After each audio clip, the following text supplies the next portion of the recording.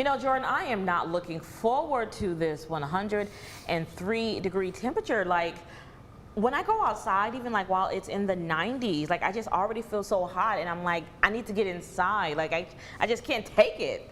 Yeah, and on top of it, you have the high humidity in the mornings too, and it's very hot right now. It's only 5:14 and we're still in the upper 70s, 77 in Temple and Austin, 76 in Bryan, Waco, Killeen, 72 in DFW, actually being one of the cooler spots. You can really kind of see where the rain actually is on the radar, and there exactly where it is. Here is basically our stalled out frontal system. It has pushed its way into central Texas since last night.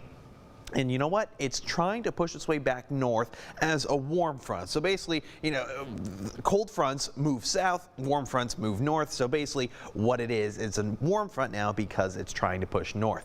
What I got for you guys is severe thunderstorm watch boxes for basically northern counties north of Dallas-Fort Worth and even going into southern Oklahoma. A lot of this is not going to be too terribly severe right now, but once we get into the peak hours of the day during maximum heating, yeah, this stuff is going to start to blow up and push its way into some of our northern counties. We're going to be in the clear for the next about 12 hours or so.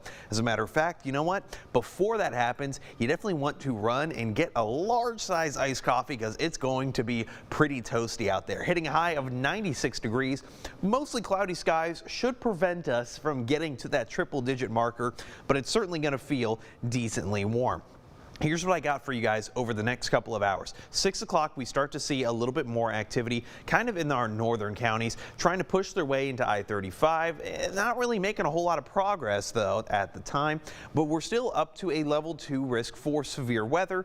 That is going to be, again, if you're in McLennan County or north, right around Hill County or even Corsicana, Fairfield, and Mexia. Level 1 risk, that's going to be for places like Temple, Killeen, even down to Bryan and College Station.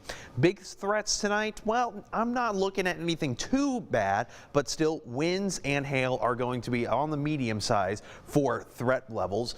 Low risk for tornadic activity, but it's still there, and low risk for any kind of flash flooding just because these showers and storms are going to be moving through pretty quickly. Here's what I got coming up tonight. Mostly cloudy skies are sticking around. I have very limited coverage. Not a lot of this is going to last into the overnight hours, but those mid-70s are going to be back in the forecast. Strong southerly winds are going to continue to keep the moisture up, as well as the humidity. So definitely find a way to defog those glasses. Starting up tomorrow morning, maybe a little spotty shower here and there, but nothing too big of a deal. Then we go into the afternoon. I start to see maybe a little bit of a sprinkle try to peek its way into our southern counties. I have less than 20% coverage. I'm not expecting a whole lot of activity. Thursday, we start off mostly cloudy skies once again. Then I start to see a little bit of that thunderstorm activity trying to push through San Saba and Burnett counties during the late afternoon and early evening.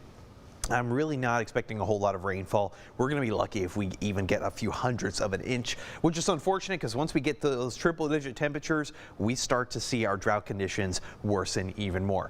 Stay weather aware today, of course, everyone, because we do have that potential for that severe weather. But once that potential goes away, look at these temperatures. Yep, they start to go up. I got 100, 102, 105 by Friday. Brazos Valley is not going to be warming up as quickly considering they're closer to the Gulf of Mexico. A lot of that moisture from the Gulf helps regulate temperatures. Father's Day, it's going to be hot. Even Juneteenth, still very hot out there. I can see heat advisories being issued going into the weekend.